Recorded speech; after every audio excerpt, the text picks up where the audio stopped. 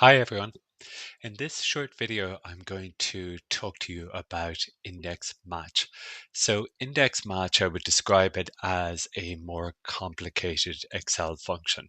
So what you're doing is you're bringing together two separate functions. So that's index and match. You're using them together to return a value.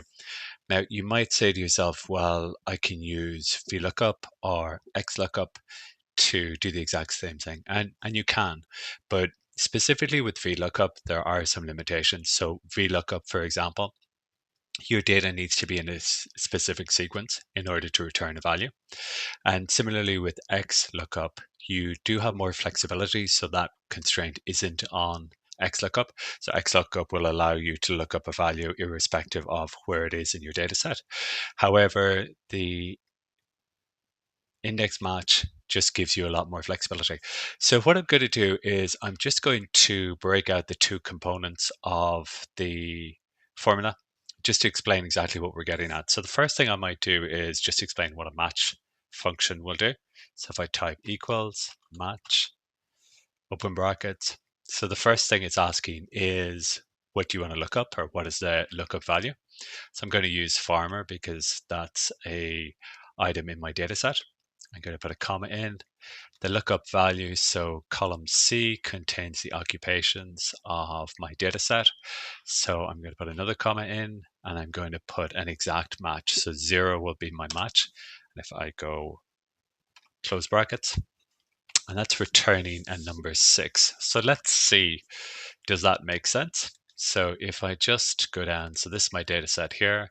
So that's 1, 2, 3, 4, 5. And then my total or my header is 6. So that's correct. That looks good. Now, if we want to test that and see if that's correct, what we can do is we can put a doctor in. And you can see that's returning a value of 2. Nurse, value of 3. So you can see what's happening. Basically, every time I change the lookup criteria, the function is going to return a new value based on where that is in my set. So that's quite good. Now what we're going to do is we're going to put the index and match together. So if we go index, and I'll explain what index is doing as I go through this. So basically what index is looking for now is a data set. So what I would like is I would like to use salaries as my index or my data set. So what I want is I want Excel to return a salary based on some criteria that I give. So I'm just going to put a comma in there.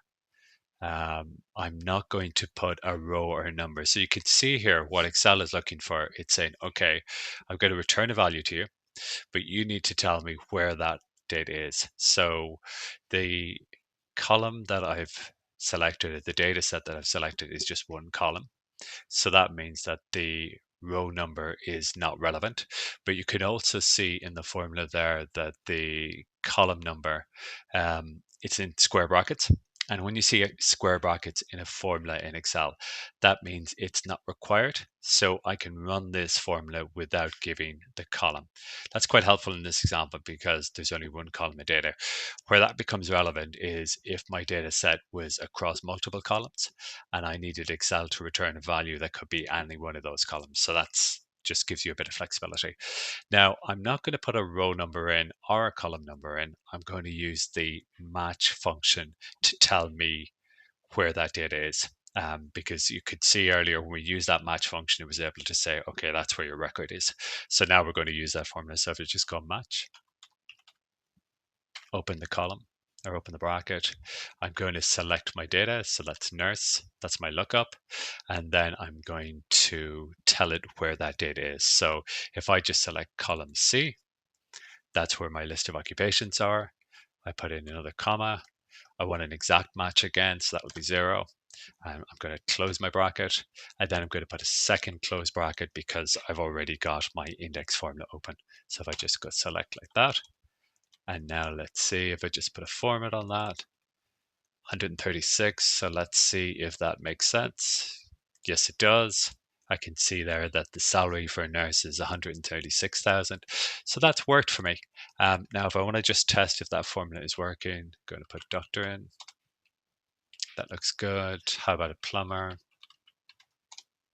Okay, cool. So you can see this is really quite a powerful formula, it's been able to use specific criteria, look across two types of data, and then return a value on that. So hopefully that's been helpful.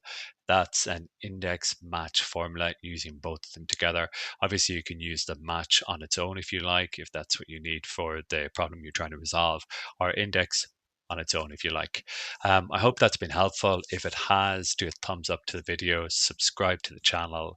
As always, I post regularly here. I post videos on whatever people are interested in relation to Excel. So if you've got something that you're not sure how to deal with or figure out, just put a comment in the video. I'll pick that up and I'll create a video on the basis of that. Okay, thank you. See you soon.